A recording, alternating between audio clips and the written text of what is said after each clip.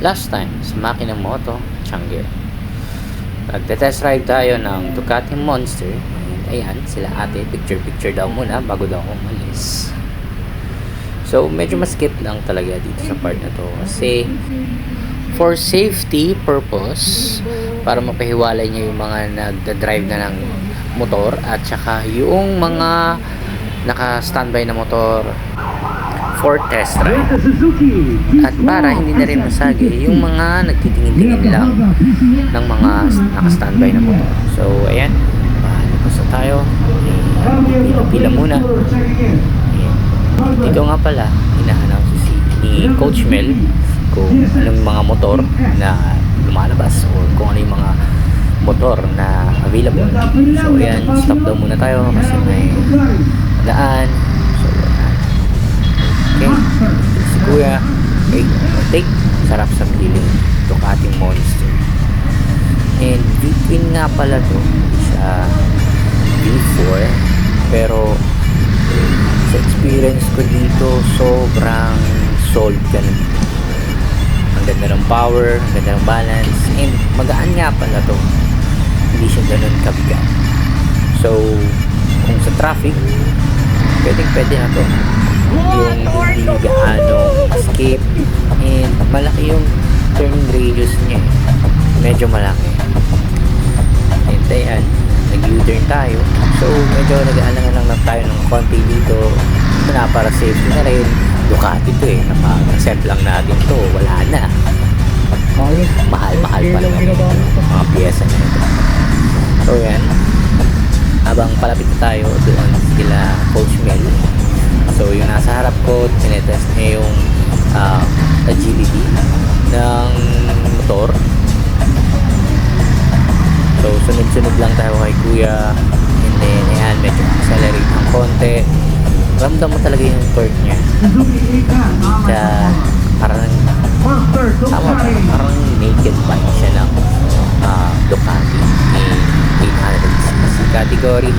If yes, so, ayun, sobrang lakas ng torque niya. Pero, comparing sa ibang naked bike na nahawakan ko like Duke 790, ang Duke 790 kasi mas torquey talaga siya. So ito medyo nasa baba yung torque niya. So specifications, hindi ako familiar sa horsepower and torque, so i-research nyo lang siya, pero nasa 800cc Ducati Monster. And if ever man na mag-transfer kayo from 400cc, siguro pwede na to.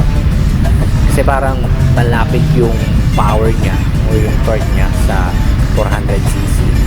Sa slow traffic, hindi kanya yung torque niya sa first gear, hindi siya ganun kalakas or hindi siya ganun humihingi ng gas para mapatakbo mo yung motor.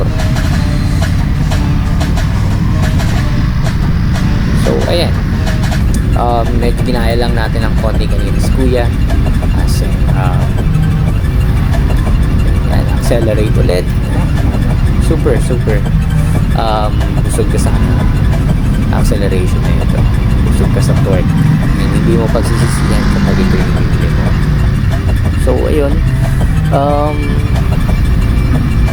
braking system niya all goods, hindi siya tinipid, talagang gawang Ducati talaga. And mapapansin nyo sa video na to, ang ginamit ko lang is puro first gear, hindi ako nag second gear kasi enough na talaga yung first gear para sa mga ganitong slow traffic, small humps, pag mag-U-turn.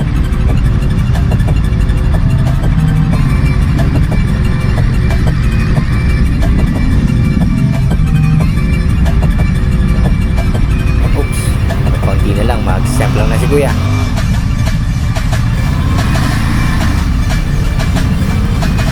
Okay, nagpadali na si Kuya. Medyo nahiya siguro ng konti. Anyway, so ayan, medyo malapit na tayo matapos. So satisfied ako sa Ducati. And first time ko itong ma-drive itong Ducati Monster na to.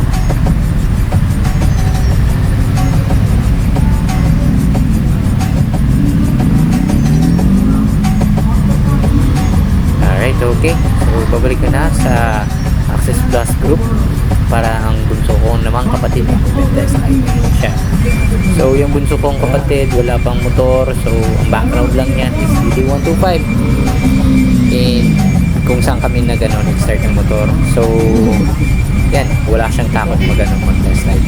So gusto niyo mapanood yung video niya, pwede niyo siyang i-check sa TikTok.